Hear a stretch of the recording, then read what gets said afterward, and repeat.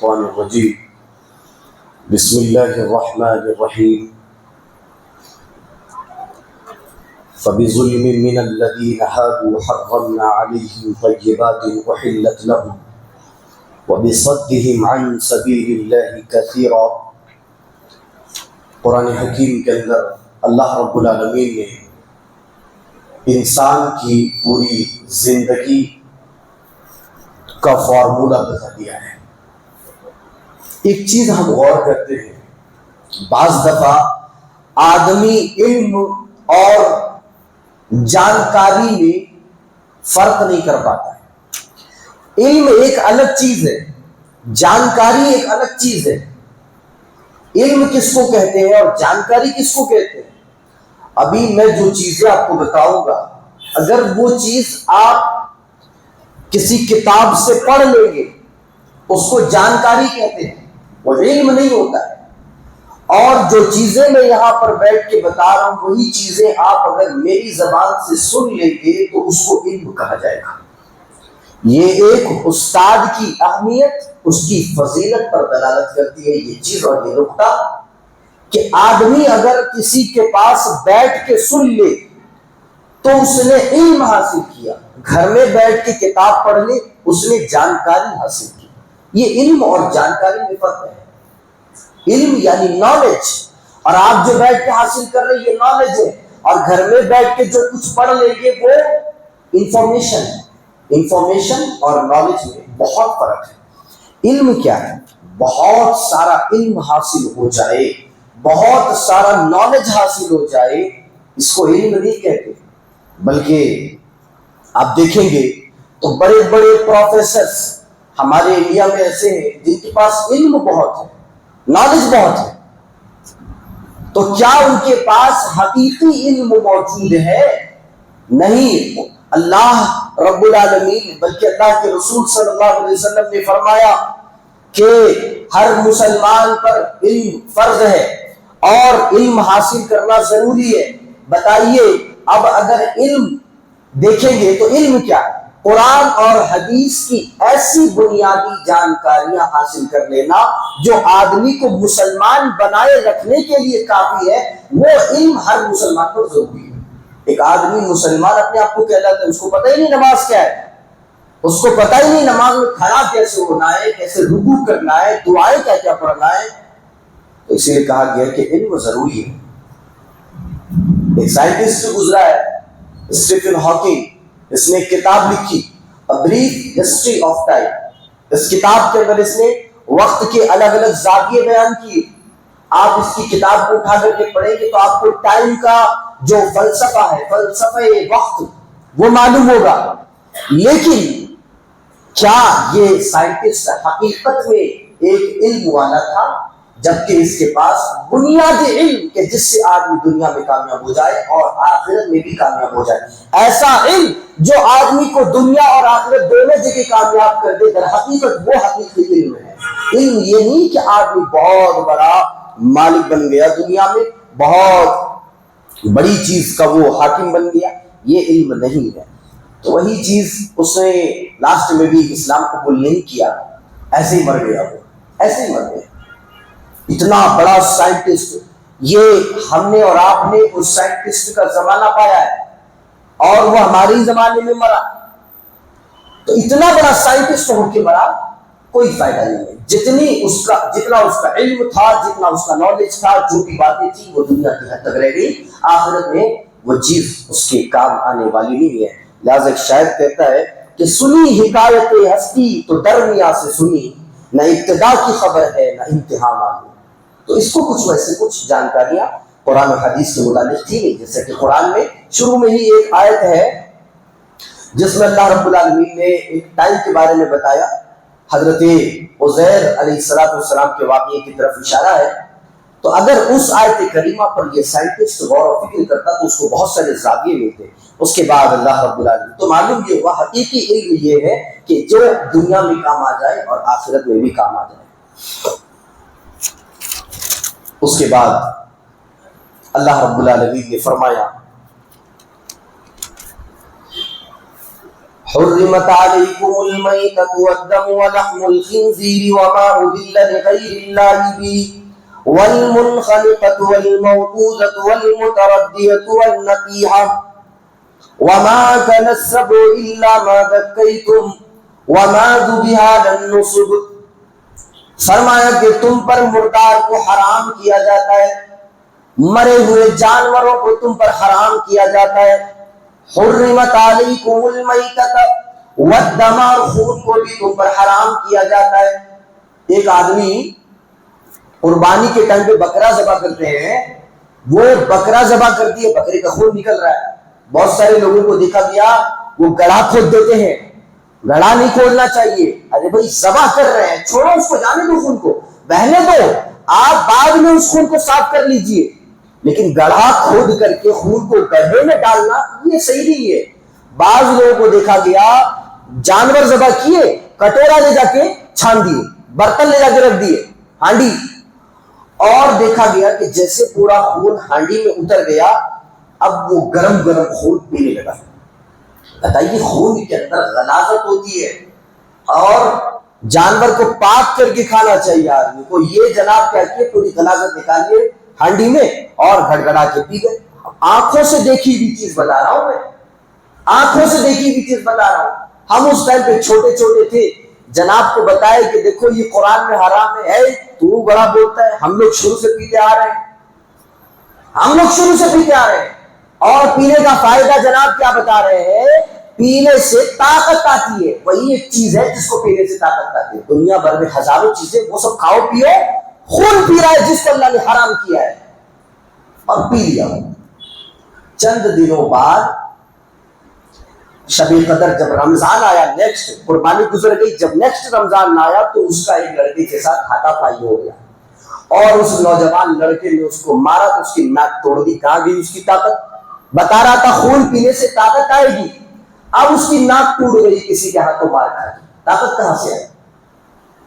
فرمایا گیا والدم، اور خون کو بھی حرام کیا گیا، ولحم الخنزیر، اور خنزیر کے گوشت کو بھی حرام قرار دیا گیا، وما اہل لغیر اللہ بہ، اور ان چیزوں کو بھی حرام قرار دیا گیا جن کی نسبت اللہ کے علاوہ دوسری چیزوں کی طرف ہوتی ہے.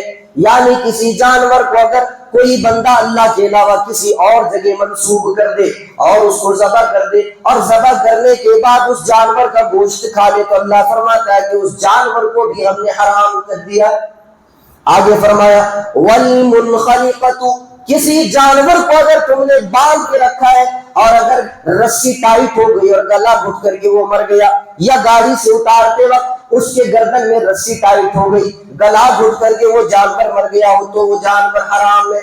والموقوذۃ، تکلیف کی وجہ سے، اندرونی طور پر کوئی پریشانی ہونے کی وجہ سے اگر جانور مر جائے تو وہ جانور بھی حرام ہے. والمتردیۃ، اگر کوئی جانور بلندی سے نیچے گر جائے اور نیچے گر جانے کے بعد وہ اتنا زخمی ہو جائے کہ اس زخم سے وہ جانور مر جائے تو کہا گیا وہ جانور بھی حرام ہے. والنطیحۃ، اور دو جانور اگر آپس میں لڑتے ایک نے دوسرے کو اتنا زخم پہنچایا کہ دوسرا جانور مر گیا تو وہ مرنے والا جانور بھی حرام ہے. وما اکل السبع الا ما ذکیتم، اگر کسی جانور نے کسی جانور کو سینگ مار کر کے ہلاک کر دیا تو وہ ہلاک ہونے والا جانور بھی حرام ہے. یہ چند جانوروں کی شکلیں اللہ رب العالمین نے بتایا کہ جانور کئی اعتبار سے مر سکتے ہیں. تو جو جانور، اگر کوئی جانور کسی اعتبار سے مر گیا ہو تو وہ حرام ہے. آگے فرمایا وما ذبح علی النصب، اور اگر کوئی جانور اللہ کی عبادت جہاں پر نہ ہوتی ہو، کسی اور کی عبادت ہوتی ہو، اس جگہ پر اگر کوئی آدمی جانور کو ذبح کرتا ہے تو وہ جانور حرام ہے. کتنی بڑی بات بتائی اللہ تعالیٰ نے. کوئی مان لیجئے ایک گھر ہے، ہم نہ تو چرچ کی بات کریں گے، نہ گرجا گھر، نہ مندر، اور نہ ہی قبرستان، نہ ہی کسی درگاہ کی بات کریں. ایک مثال کے طور پر ایک گھر ہے، وہاں پر چند تصویریں ہیں اور چند مورتیاں ہیں، یا اندر کسی بابا کی قبر ہے، اور وہاں پر لوگ جاتے ہیں اور وہاں پر سجدہ کرتے ہیں، نمازیں پڑھتے ہیں، دعائیں مانگتے ہیں. دعا بھی عبادت ہے. تو عبادت کرتے ہیں وہاں جا کر، اور وہاں پر اگر کوئی جانور ذبح کر دیا گیا تو وہ جانور حرام ہے۔ نہیں، ہم نے کسی بابا کے نام پر ذبح نہیں کیا، جو قبر کے اندر موجود ہے اس کے لیے بھی ذبح نہیں کیا، اور نہ ہی ہم نے غیر اللہ کے نام پر ذبح کیا، ہم نے تو بسم اللہ اللہ اکبر کہہ کے ذبح کیا، پھر کیسے حرام ہوا؟ پھر بھی وہ حرام ہو گیا۔ قرآن حکیم کے اندر اللہ فرماتا ہے وَأَن تَسْتَقْسِمُوا بِالْأَزْلَامِ، اور اگر کوئی قرآن فال لگا کر کے اگر جانور کو ذبح کرتا ہے تو وہ بھی حرام ہے۔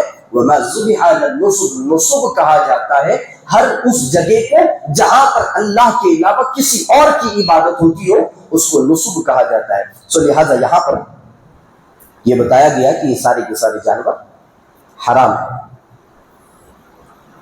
اس کے بعد کتے کا تذکرہ کیا جا رہا ہے، یسألونک ماذا احل لهم، یہ سوال کرتے ہیں کہ حلال کیا ہے، حلال کیا ہے پوچھ رہے ہیں، تو اللہ کے رسول صلی اللہ علیہ وسلم سے کہا گیا قل، اے نبی کہہ دیجئے احل لکم الطیبات وما علمتم من الجوارح مکلبین تعلمونہن مما علمکم اللہ۔ علم کا مرتبہ سمجھ رہے ہیں؟ علم کتنی بڑی چیز ہے۔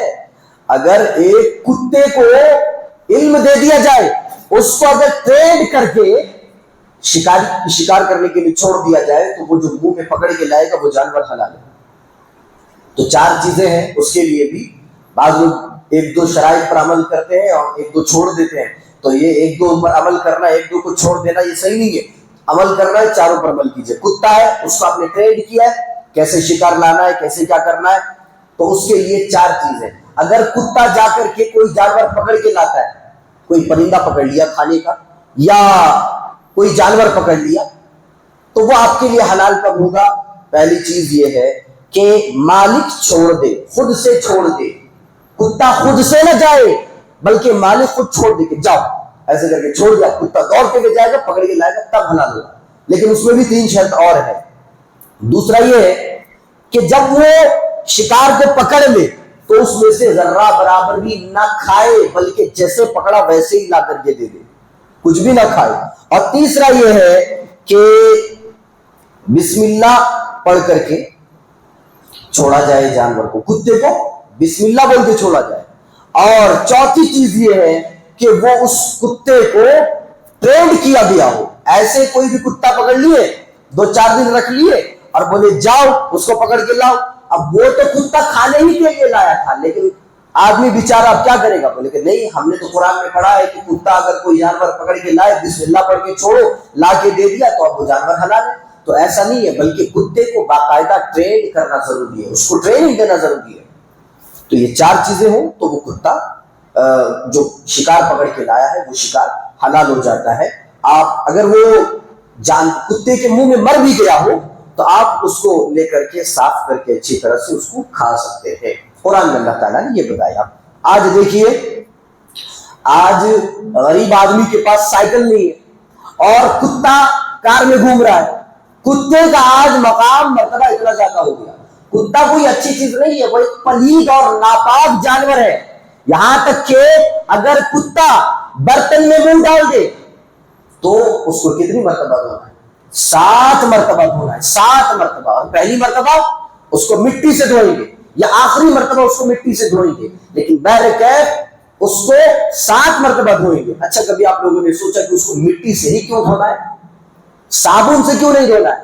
بولے کہ نہیں، اس زمانے میں صابن نہیں تھا، مٹی ہی سے دھوتے تھے، یا راکھ جو ہوتا تھا، راکھ سفید کلر کا جو لکڑی جلانے کے بعد راکھ بن جاتا ہے، اس سے عورتیں پرانے زمانے میں، ہمارے ادھر آج بھی دھوتے ہیں، ہمارے علاقوں میں آج بھی اس راکھ سے ہی برتن دھوتے ہیں اور بہت بہترین صاف ہوتا ہے اس سے۔ تو بہرکیف اس راکھ سے کیوں نہیں دھوتے؟ اس راکھ سے دھوتے تھے، صابن نہیں تھا، اور مٹی سے دھوتے تھے، تو اسی لیے کہا گیا کہ مٹی سے دھو لیا جائے۔ نہیں، بلکہ صابن کے اندر وہ ایبیلٹی نہیں ہے، وہ صلاحیت نہیں ہے کہ کتے کے اس گندگی کو صاف کر سکے۔ وہ صلاحیت اللہ کے قدرتی مٹی کے اندر ہے کہ اگر مٹی سے اس برتن کو دھویا جائے تو کتے کا تھوک، اس کے منہ کی غلاظت اور اس کے منہ کی پلیدگی صاف ہو جائے، ورنہ آپ صابن سے 1000 بار دھوئیے وہ ویسے کہ ویسے رہے گا۔ لہٰذا کہا یہ گیا۔ اچھا، ابھی ہمارے حنفی بھائی کیا کہتے ہیں 3 مرتبہ دھونا، اللہ کے رسول کی حدیث ہے 7 مرتبہ دھونا، اور ہمارے حنفی بھائی کہتے ہیں 3 مرتبہ دھونا۔ حوالہ دیتے ہیں امام مسلم کی کتاب کا، کتاب الطہارہ کا، اور امام ابو حنیفہ کا، اور کتاب الطہارہ کا۔ کہتے ہیں امام ابو حنیفہ نے اپنی کتاب فقہ کی کتاب کے اندر کتاب الطہارہ میں لکھا ہے کہ 3 مرتبہ کتے کے چاٹے ہوئے، کتے کے منہ میں برتن میں منہ ڈالے ہوئے کو 3 مرتبہ دھونا ہے۔ بتائیے صاف حدیث آ جانے کے بعد ایک آدمی اگر کہے کہ نہیں میں امام ابو حنیفہ کے مطابق میرے برتن کو کتے نے چاٹ لیا ہے تو میں اس کو 3 ہی مرتبہ دھوؤں گا، 7 مرتبہ نہیں دھوؤں گا، بتائیے یہ حدیث کی مخالفت ہے یا نہیں ہے؟ ایک آدمی کھلا کیسے حدیث کی مخالفت کرتا ہے، کیسے حدیث کی مخالفت کرتا ہے، جرأت دیکھیے۔ تو پھر ان کو جو اس طرح سے ایک واضح اور صریح حدیث کی مخالفت کرتے ہو، پھر ان کو لا الہ الا اللہ محمد رسول اللہ پڑھنے کی کیا ضرورت؟ لا الہ الا اللہ امام ابو حنیفہ رسول اللہ پڑھ لو، رسول تو تم نے امام ابو حنیفہ ہی کو بنا کے رکھ لیا نا، جو امام ابو حنیفہ بول دیے منہ بان تسلیم کر لی، قرآن میں کچھ اور ہے حدیث میں کچھ اور ہے۔ ایک جناب ہے سیدھی بات، بڑے مشہور آدمی ہے، وہ کہہ رہے ہیں کہ نہیں دراصل ہے وہ حدیث کے اندر لیکن ہماری امام ابو حنیفہ نے ایسے کیا، تو ہم ایسے ہی کریں گے۔ بتائیے ایک آدمی کس طرح سے گمراہی کے دلدل میں پھنس سکتا ہے؟ کیا کھانا ہے کیا نہیں کھانا ہے اگلی آیتوں میں بتایا گیا، اور اس کے بعد میں جسم کی غذا ہو جانے کے بعد اللہ تعالیٰ نے روح کی غذا بیان فرمائی۔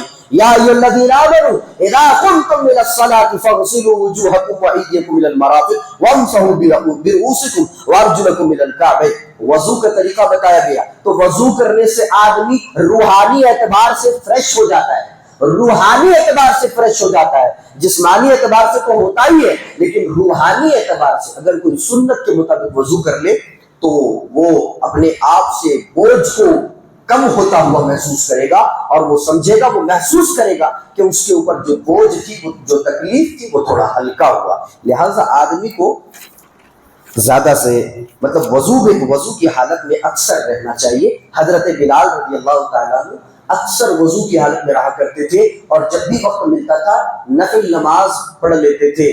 تو اللہ کے رسول جب معراج سے واپس آئے تو کہا بلال تمہارے قدموں کی آہٹ میں نے جنت میں سنی ہے، تم کیا کرتے ہو کہ تم ابھی مرے نہیں اور تمہارے قدموں کی آہٹ جنت میں؟